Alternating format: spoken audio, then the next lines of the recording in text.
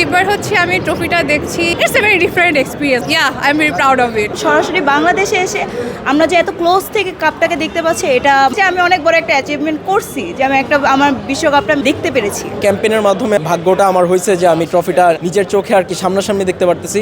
So অনুভূতিটা অনেক ভালো। সে এতদিন তো টিভিতে দেখতাম, তখন মনে হতো যে কবে সামনাসামনি দেখবো, তো একটা সামনাসামনি দেখার সুযোগ হয়েছে।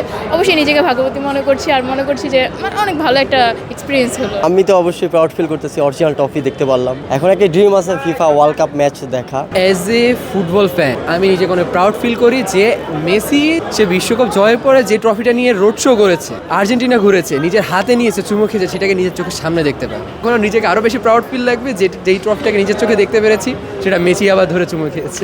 এবারও বিশ্বকাপ আর্জেন্টিনা ঘরেই যাবে ইনশাল্লাহ। নিজের দলকে ট্রফি জিততে দেখাটা অনেক বড় অনুভূতি, যেটা আগেরবার আর্জেন্টিনা করলো, আর আমি আর্জেন্টিনার বিগ ফ্যান। এবার আশা করবো যে এবার যেন আর্জেন্টিনা ওয়ার্ল্ড কাপটা নেয়, আর hope for the best. USA থেকে আর্জেন্টিনাই যাবে কাপটা। ব্রাজিল হবে, নেইমার হবে, নেইমার হাতেই কাপ যাবে। অবশ্যই আমি চাই যে নেইমারও যেন ট্রফিটা হাতে পেয়ে একবার চুমুক খেতে পারে ট্রফিটাতে।